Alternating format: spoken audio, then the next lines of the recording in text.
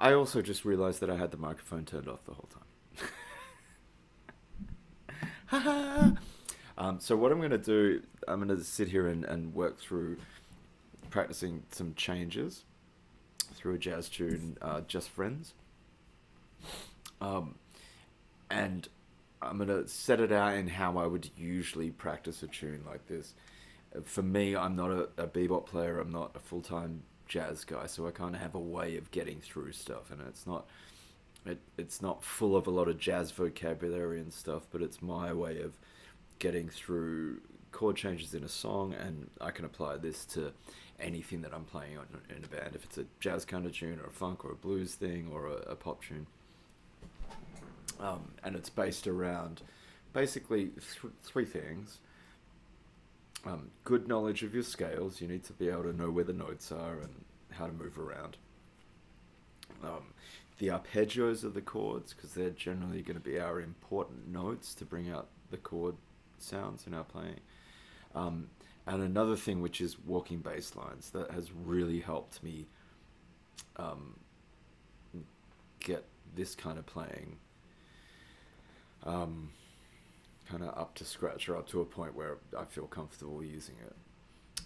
So if you're watching the replay of this, or whatever, or you come in and watch live now, um, I kind of approach it in a few ways. Firstly, I make sure that I know the tune. So in terms of this one that we're going to work on today, it's called Just Friends. So if you look that up in the real book or online somewhere, make sure you know the melody, because that really helps us guide us through everything, and memorize the chord changes. So in this particular song, it starts on the 4 of the key. It's in G major, and the chords go like this, just as a quick explanation. C major 7, C minor 7, F7, G major 7, B flat minor 7, E flat 7, A minor, D7, B minor, E minor, or there's some alternate changes that can go there. A7, A minor, D7, D flat 7, then back to the top. And then the second half of the tune, the A7, is just shortened a little bit, 251 back to G. And anyway, this is, if you pull the chord chart up, you'll be able to see. So what I will usually do if I'm working on a song like this is, first I've learnt the melody. I'll put it up a little bit more than that.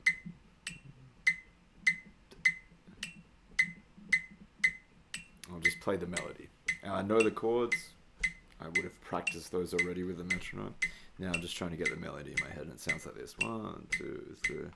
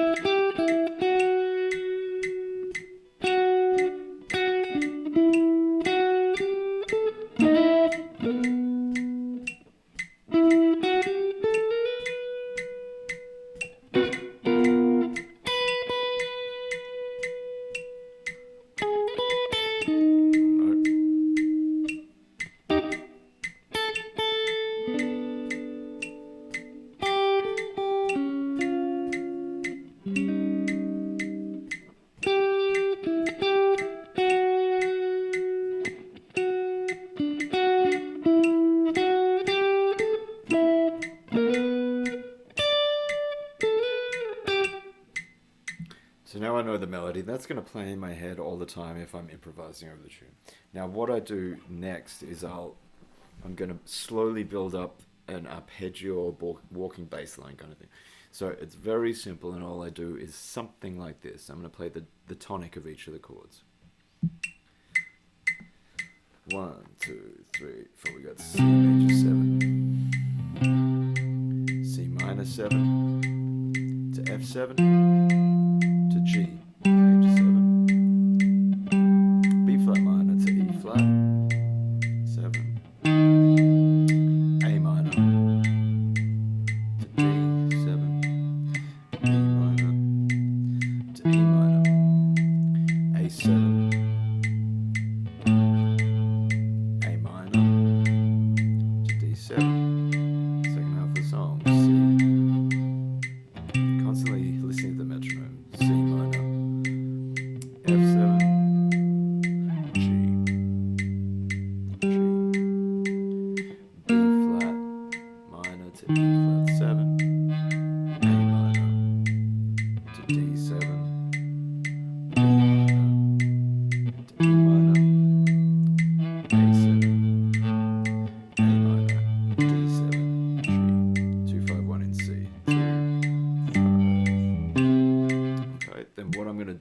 do is, maybe I won't do this whole example here, but I would just then do the whole tune again with the first and third of the chord. 1, 2, 3, 4, C major, C minor,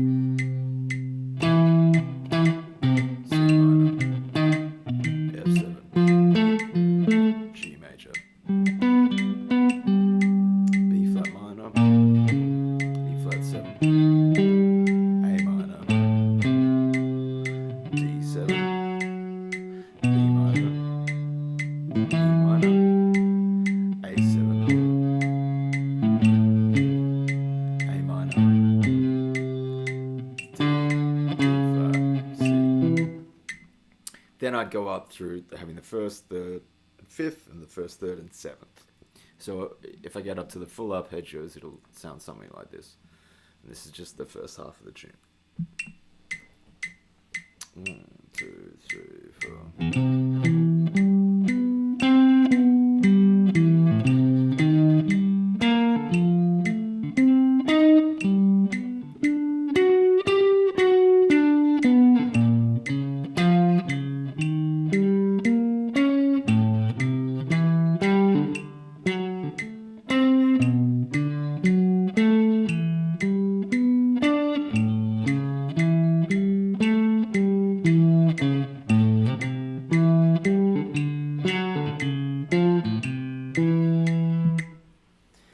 So you can see it starts to bring out the chord sounds, and it starts to sound something like a walking bass line.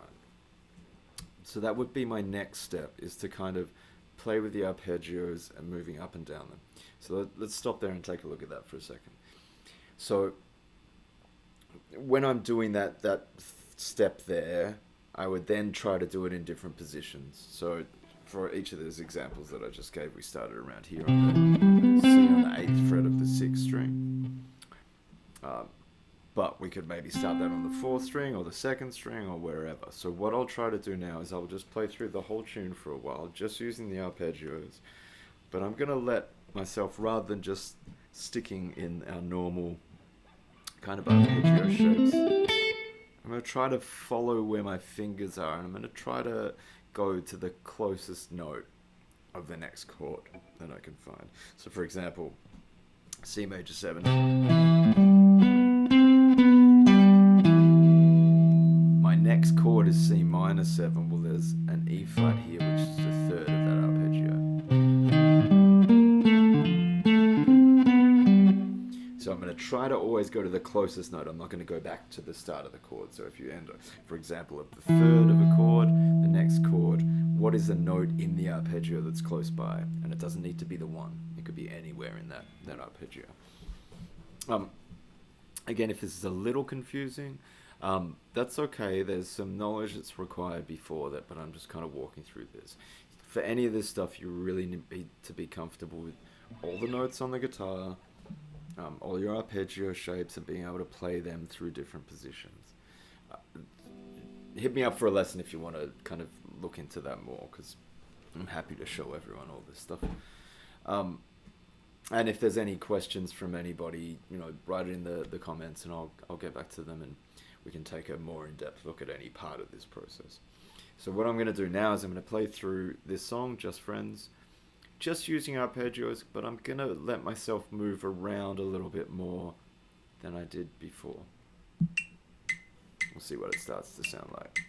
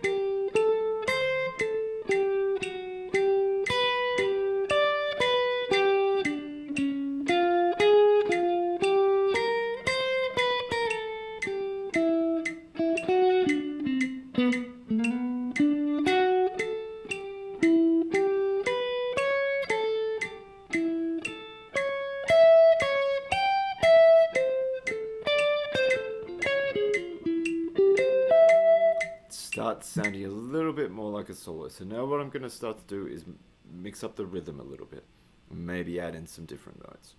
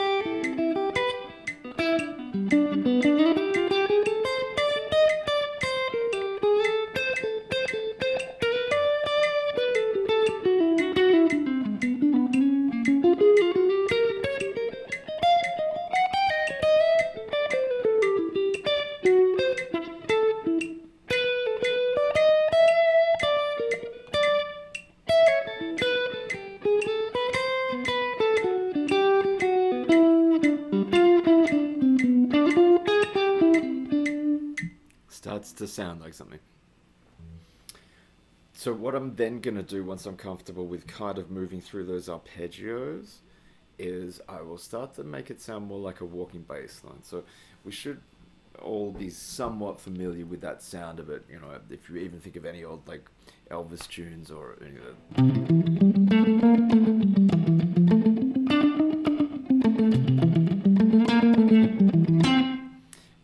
that kind of sound is what we're going for. Now, again, there's some knowledge that's kind of required to get that, but there's a bunch of great books about that stuff. But that's not what we're here for today. I'm just kind of giving a bit of an overview. So bear in mind that if you are watching this and it's a bit confusing, there are gaps here. So feel free to hit me up and we can talk about that stuff. So yeah, I'm going to do the same thing, but try to think of it as a walking bass line. So try to feel like there's a drummer playing behind me. I'm just laying down the bass line. Let's have a listen to that. 2, 3, 4, 1, 2.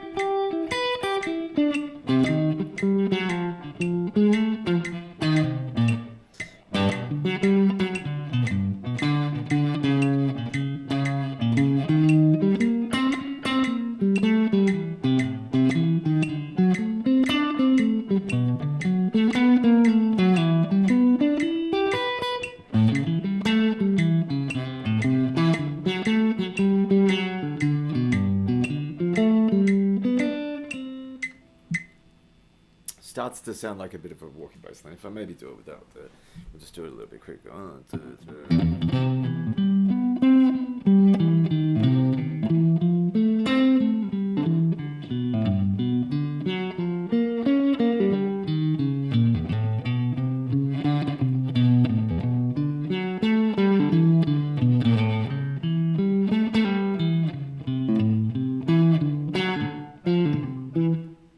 Get the idea. So then if I'm comfortable doing that, what I then do is I just move this bass line up onto the higher register of the guitar, and it starts to sound like a jazzy-ish solo. 2, 3, 4, 1, 2. Do it up about there.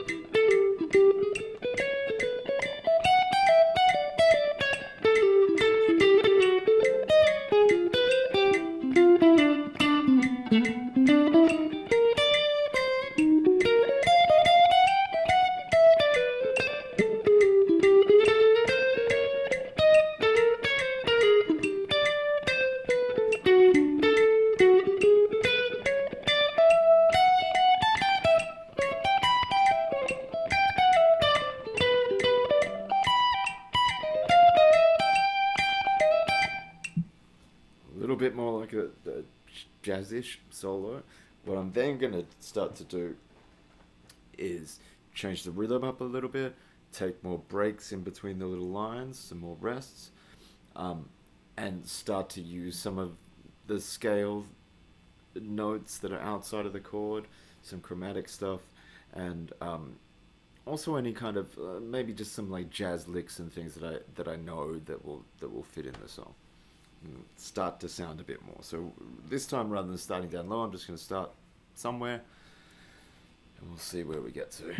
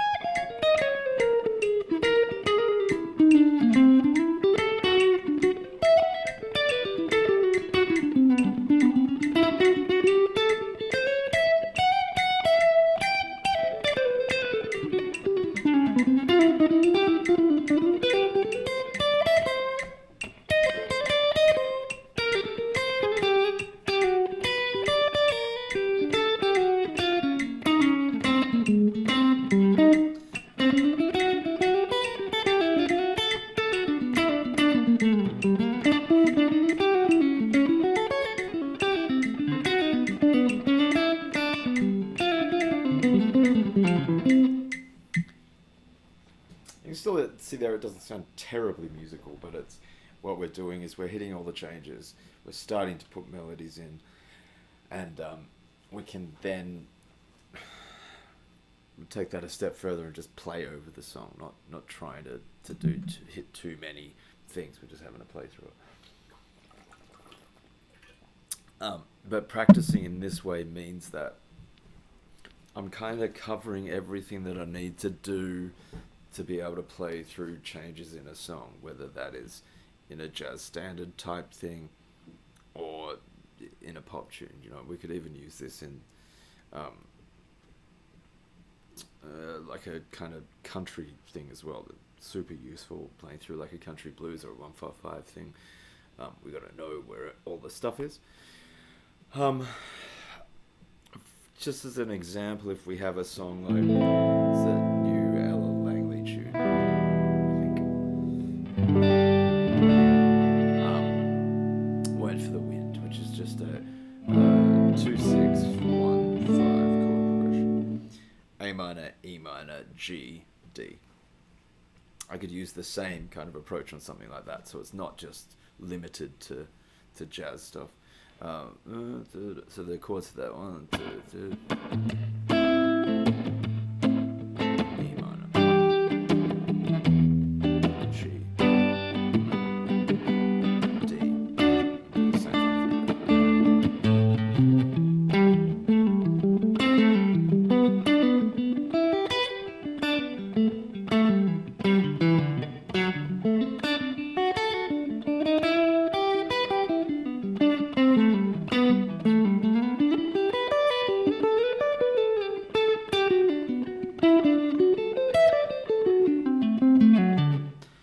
So there I'm using the same kind of thing, and in that context, maybe we wouldn't play like that, but we'd we can use the same approach, because we might want to do something a lot more melodic in there, but we can start to hit notes in the chords, which is a nice way of playing.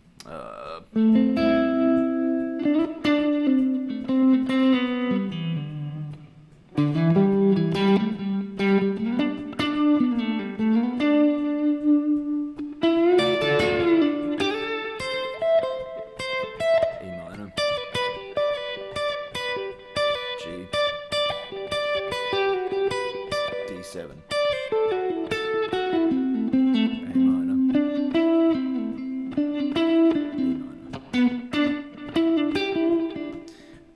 G, E, D.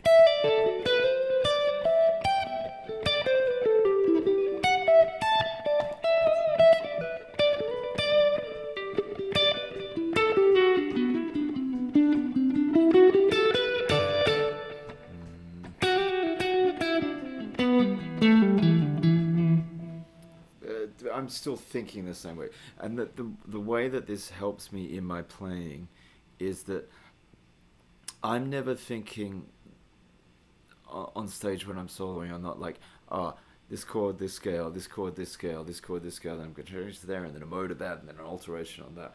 I'm really just thinking about just the chords, and I've learnt where all the appropriate notes are by doing these kinds of exercises. So then if I'm playing over a song, over time it's gone from being like, okay, hitting all the right modes or the arpeggios or the altered scales and chromatic things. It now turns into a thing where once I start the solo, I don't think about all those things. If anything, I might think of something like, think of the chords, or I'll just play a melody and use your ear.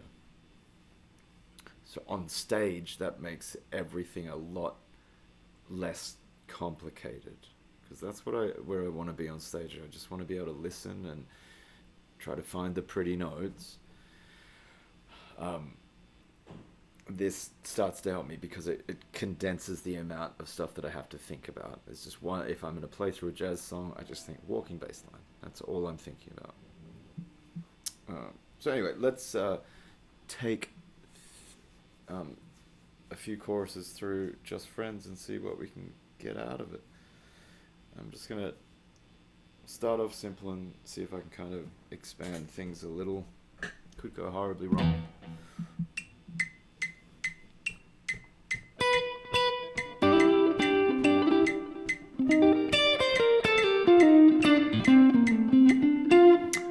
One other thing I want to mention is that when I'm practicing like this, I'm not trying to make it musical. I'm just trying to hit my goals on this thing, which is to be able to pretty much play through it constantly and as much as possible not hit any bad notes.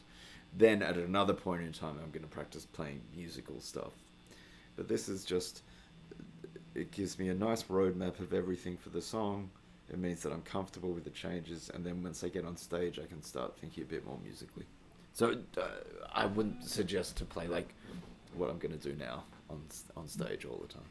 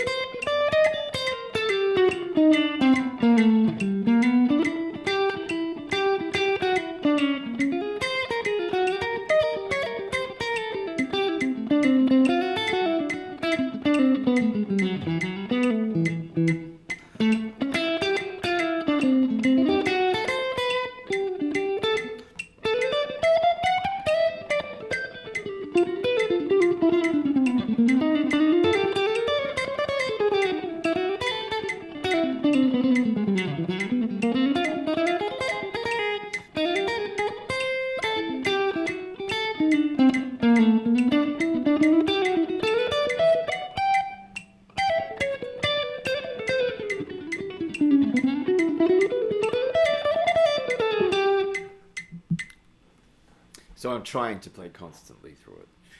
I'm not necessarily trying to, in in that particular instance, try to extend ideas or whatever. I'm just kind of constantly getting through the thing.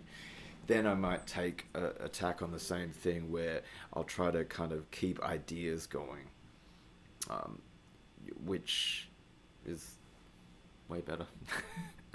But let's see if it works or not.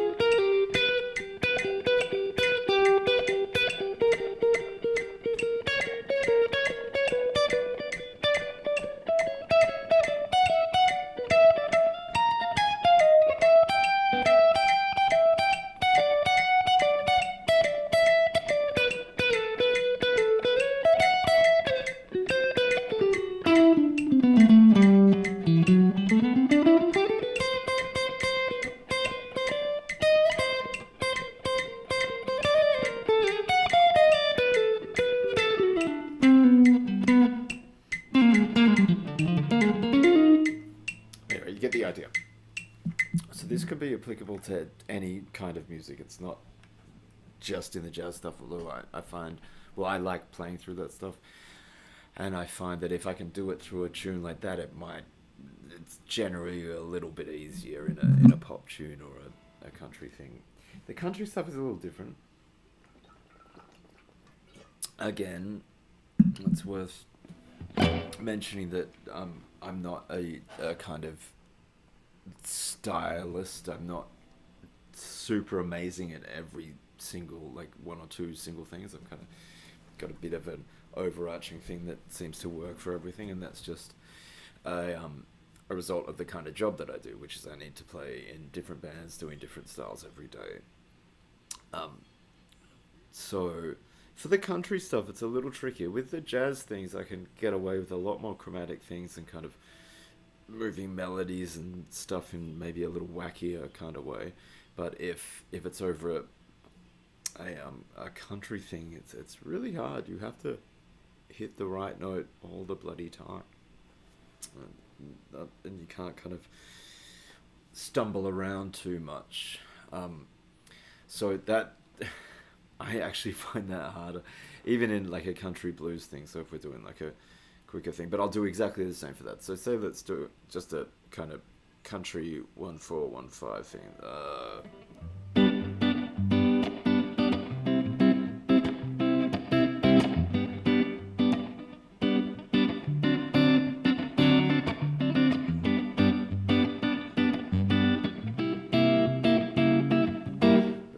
All of a sudden I've gone calypso. So let's just think of a 12-bar blues in G.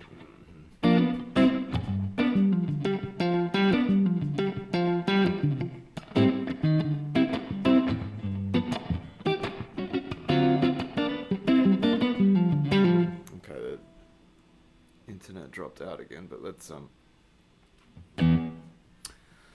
try this again. So I'm going to do exactly the same thing, but through like a country 12-bar.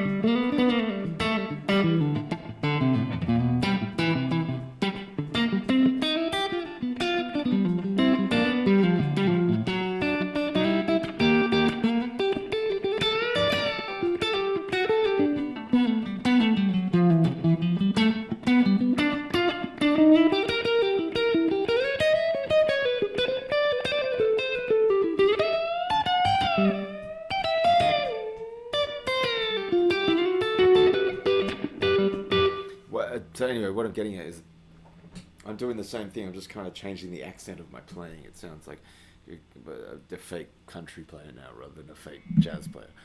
Um, and it's such a great way to practice. But again, I want to stress this for everyone that you want to make sure that the foundations are getting looked after the whole time. It's great to go and learn all licks and all those kind of things, and working on your ear and stuff. And that's ear is incredibly important, and grabbing all those licks and things is a really great way of starting to get a style vocabulary into your playing.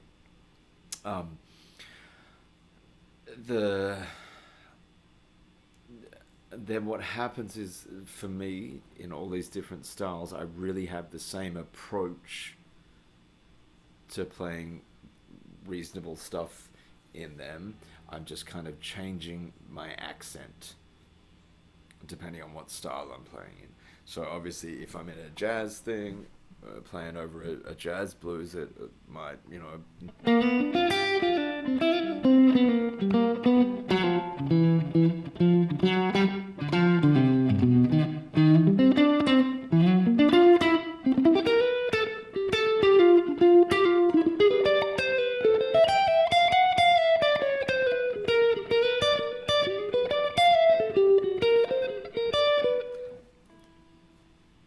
kind of jazzy. If I'm doing exactly the same thing over a straight country beat,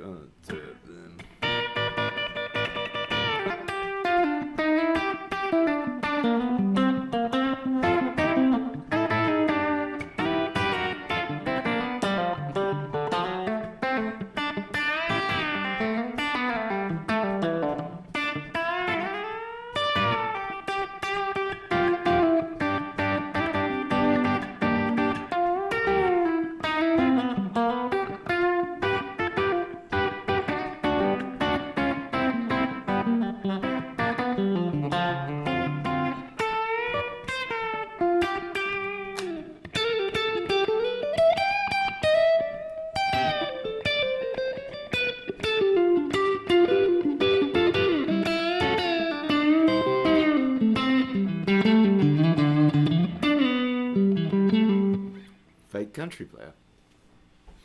But yeah, the approach is the same through the whole thing. Anyway, I'm gonna head back and we're going to do some more metronome work. So just on that same jazz tune from the top. I'm gonna start having the metronome just on 2 and 4.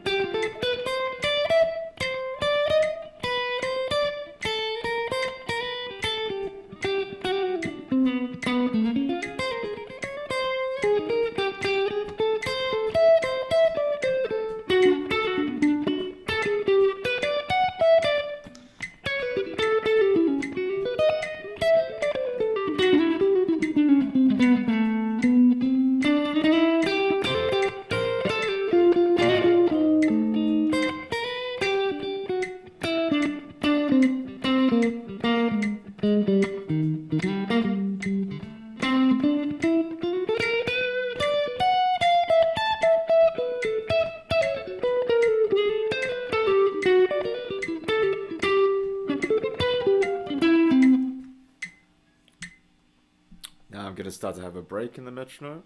So this is now time work. Now that I've kind of gone through those steps of getting cool playing through the tune, I'm now just working on my time on it. Not phrasing, not melody or anything. This is just time and playing the right notes. Oh, we're out of coffee. Okay.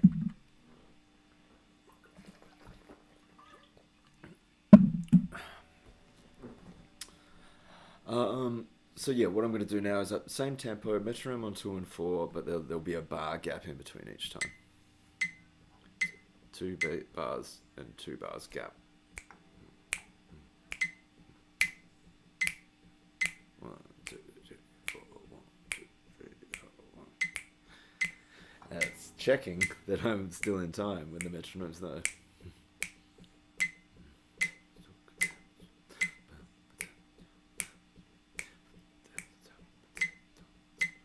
So it really keeps you honest.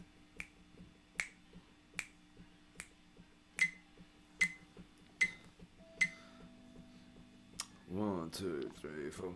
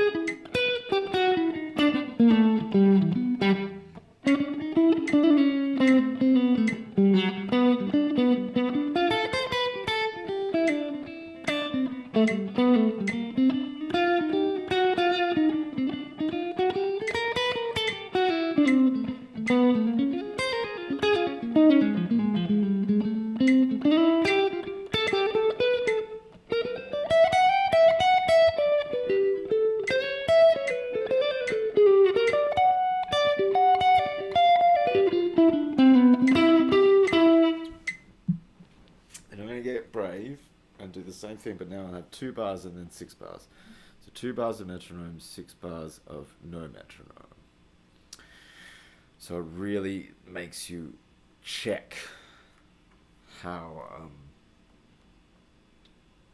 honest you are with your timing, because we now need to keep time rather than play in time with the metronome.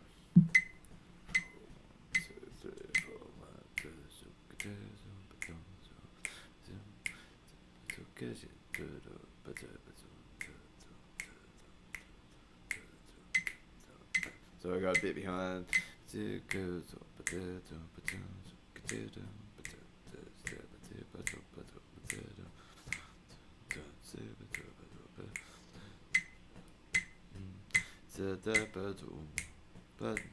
Knowing the melody.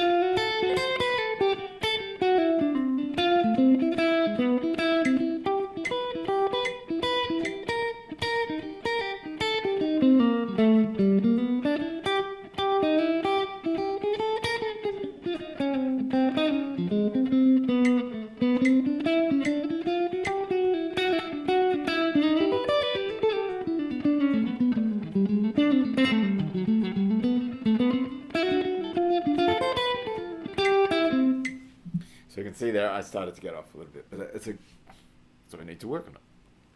A great little exercise to kind of get playing over changes from learning the melody, learning the chords, learning the tonic or the root note of each chord, then learning the arpeggios, then turning it into a walking bass line, then making sure that you're keeping track of your timing and your time feel. Anyway, I hope that helps. Please shoot a link to this video if there's anyone that you think might enjoy it.